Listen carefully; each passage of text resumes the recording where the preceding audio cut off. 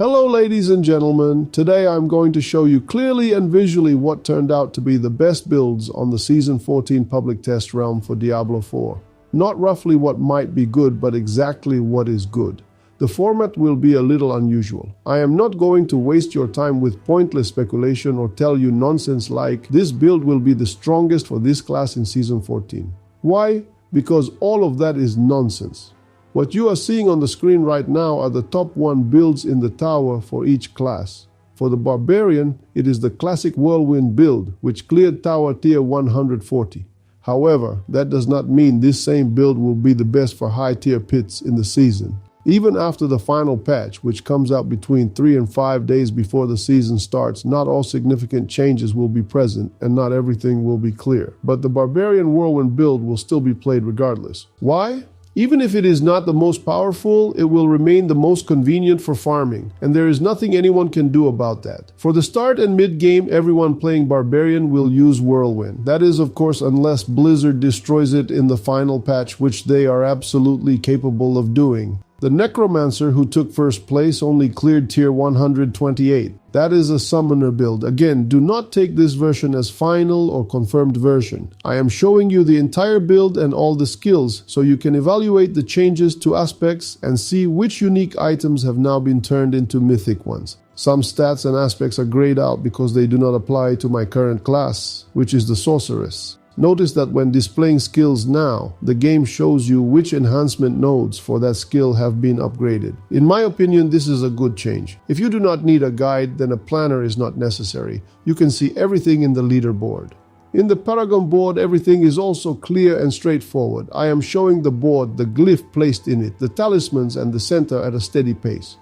The Sorceress cleared pit tier 135 with a firewall damage over time build. This build is good for pushing, but no one will use it to farm content. I understand the Sorceress a bit, so I can say that previously, the firewall in the damage over time version always worked together with Hydra and the fire ultimate. But now, the aspect in the helmet does not give a bonus to Hydra. It only works with firewall. Usually, when damage over time was top tier for high levels, fire worked from 3 sources: Hydra, firewall, and the ultimate. Now it is not entirely clear how things will work. I suggest not dwelling on this pointless question because we will start with Hydra or Chain Lightning plus Hydra, as these are the most convenient options. We will likely be farming all activities with Lightning builds.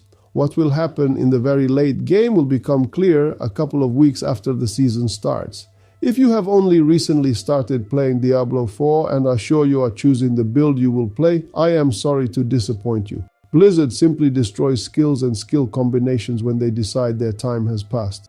The rogue is as broken as it was. It clears pit 150 in a couple of minutes, even considering that the player who cleared it has a paragon level just above 200. Yes, the glyphs are maxed out. They are given that way on the PTR immediately, but you do not have the paragon levels or the top gear on the PTR. And if things go in Season 14 the same way we see on the screen, then the rogue will run pit 150 in 1.5 minutes without breaking a sweat for experienced players and in about 7 minutes for any beginner. In the current Season 13, the rogue is also the strongest, but I have not played it and I have not figured out exactly where its strength lies, or rather exactly what bug is causing things to be this way. But I am thinking about starting the season with the rogue, or maybe with the Barbarian. What do you think? I am a fan of comfortable gameplay, and since the Sorceress has a laggy teleport that likely will not be fixed, the other classes I like are the rogue and the Barbarian. But I also like the Necromancer and I have never played it.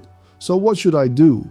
The Druid is also on my list of classes I want to try. I have wanted to play it for a long time. Its gameplay is comfortable. You do not need to press many buttons. On the PTR, it cleared pit 135, which is very much in line with the other classes, except for the rogue, of course. I am not going to tell you anything about the build here because I do not know anything about it. You can see everything on the screen and evaluate it without my noob comments. Have you heard about the upcoming expansion?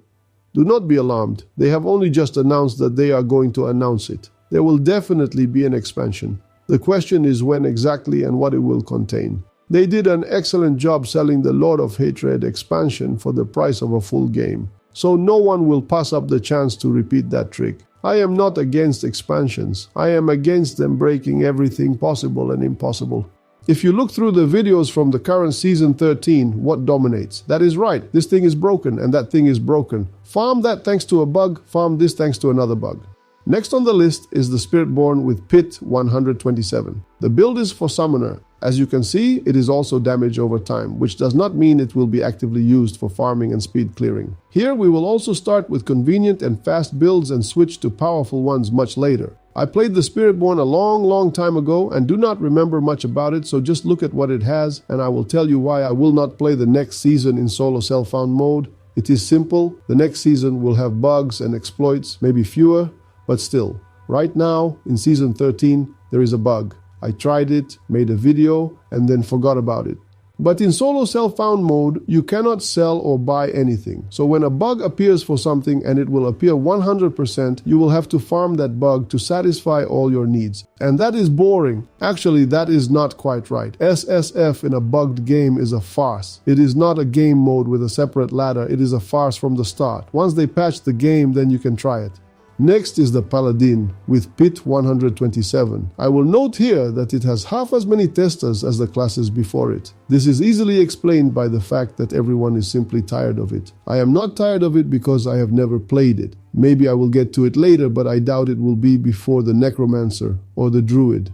By the way, did you know that in Diablo 3, the gems, which are the same as glyphs, we leveled not only to increase damage and use them for their direct purpose? You could also imprint the gems, which are now glyphs in Diablo 4, into gear. The same way we currently imprinted aspects, and for each level of a glyph socketed into a piece of gear, that item gained 5 points of the hero's main stat.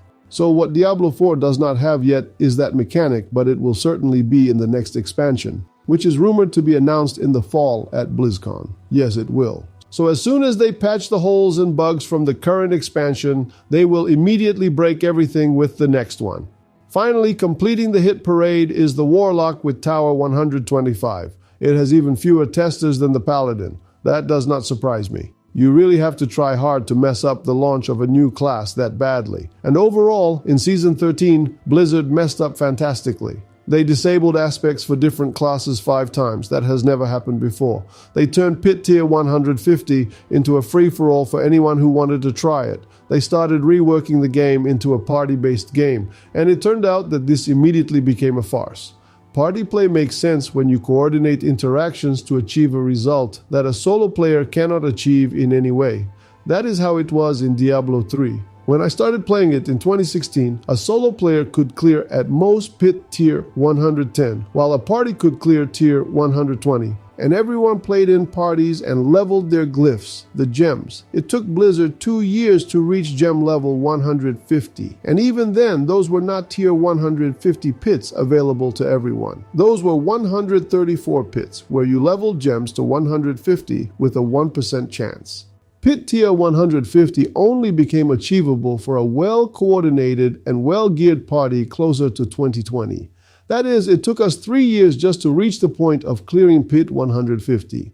Another year later, Pit 150 turned into a farce, and people were running it solo in 1.5 minutes. But notice, that took years. Now 150 is a farce from the very start. Do not expect Diablo 4 to be something well-constructed and calculated. This is a new generation of game, in the sense that player interests are not taken into account at all and never will be. This is the new generation, marketing rules here. How do we bring back good quality games? It is very simple and therefore unrealistic. Stop listening to the enthusiastic bleating of paid bloggers. Stop pre-ordering. I mean this for everything you do in life, not just games. Stop buying battle passes and cosmetics. This is as simple as it is impossible to achieve. Over 25 years, the gaming audience has grown from 300 million to 4 billion. Company revenues have skyrocketed, but quality has dropped many times over. Why invest in development when investing in marketing brings many times more profit for every dollar spent? That is right, there is no reason. That is why instead of quality games, we have collaborations, battle passes, loot boxes, and other garbage. It is sad. Let us stop here about the top builds from the Season 14 PTR. If you like the presentation, write that I am awesome, it is not hard for you, and it is pleasant for me. If you did not like it, still write that I am awesome. Thanks for watching. Bye.